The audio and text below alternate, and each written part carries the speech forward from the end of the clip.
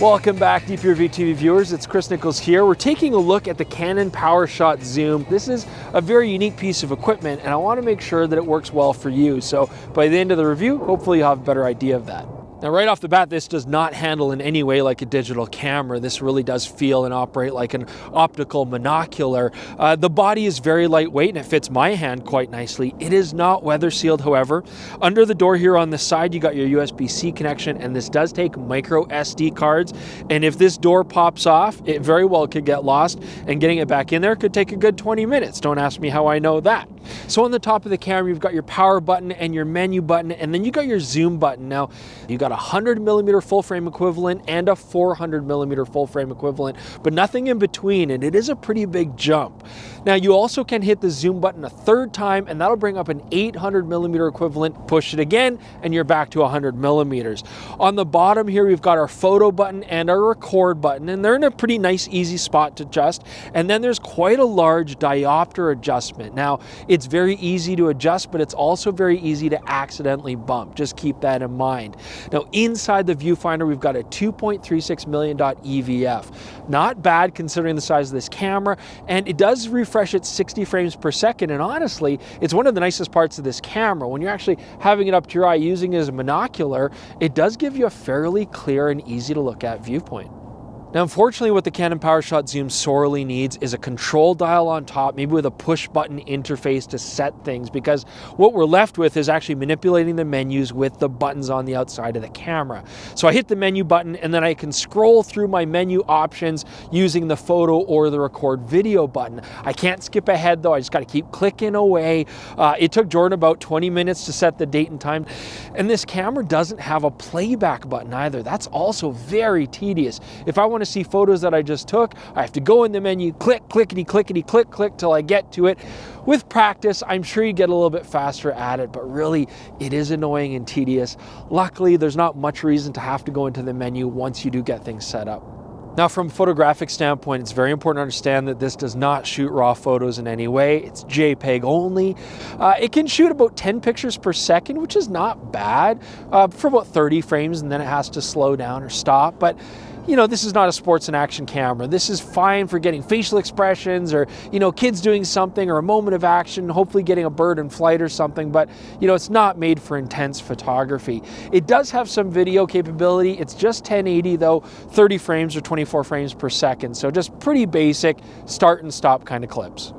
So even just using this as a monocular just for bird watching or whale watching or something like that, you do have to remember this is not an optical monocular, it's a digital monocular, and it needs battery power. And we have a built-in battery here. There's no option to swap out batteries if it dies. And that's tough because our overall battery life using the EVF is just over an hour. You could burn through that pretty quick if you were just going for a day of bird watching.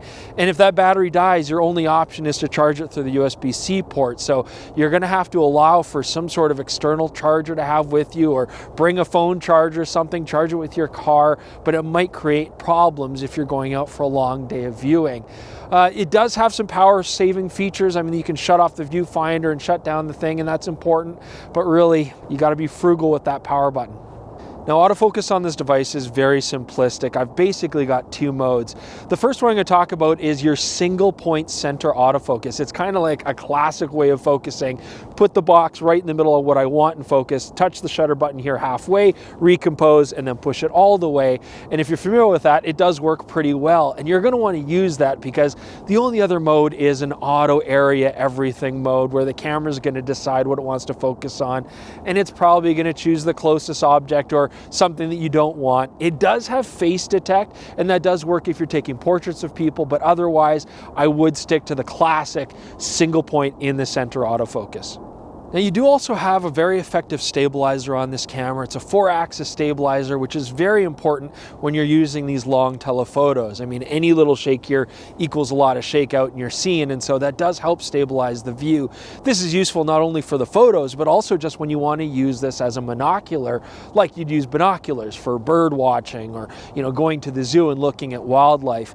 You know, at 100 millimeters, it seems very stable. I like that. At 400 millimeters, or especially if you do the digital zoom to 800. You still got to be pretty steady. It could be a little bit shaky. And some people who've tried this camera have found it to give them a little bit of a sense of vertigo or motion sickness. Image quality in this camera is kind of crap. Like, we've got a 1/3-inch chip. It's smaller than a lot of smartphone sensors. The lenses themselves are quite slow. At 100 mil, it's an f5.6 maximum aperture. At 400 millimeters, it's f6.3. I mean, this camera needs light. You also have to remember that there's no manual control on this camera, so I can't tweak things or try to adjust things to get better results. It's going to be auto exposure. In low light, this camera cranks the ISO way up and your image quality goes down fast. And because you don't have a big sensor and your lenses are fairly slow aperture, you get lots of depth of field, which means everything's in focus whether you like it or not. A smartphone is going to give you manual control in a lot of cases and actually much better low light capabilities. But there is one big benefit here over a smartphone, and that is having that telephoto range. Smartphones still can't touch that. You look at this sample here, I took one shot with my Google Pixel 4 and then zoomed right in, and it just looks terrible. And in decent light with this PowerShot zoom zoomed in, we are getting an improvement. Three things that annoy me about this camera. First off, the shutter's silent, which is nice, but you almost don't know if you've taken a picture unless you see this white blip around the outside of your frame. I'm never confident that I got the shot. Second thing, the 400 millimeter lens is a nice range, but it has a terrible minimum focusing distance, 4.5 meters. I'm often having to back quite far away to get the shot to focus, and then I'm not really getting the tight shot that I was looking for. So close-ups are really rough on this. And the third thing, this front lens cover is a fingerprint magnet. You're gonna be cleaning it constantly. So watching this video so far, you've probably realized that there's a lot of things that kind of annoy me and that I don't enjoy about this device. And you may have also noticed that I have been calling this specifically a device, not a camera. And I think that's telling. I mean, if you're one of our regular photographic viewers really into photography, you're probably thinking this is a piece of garbage. This is not for your market, although I still appreciate you guys watching the video.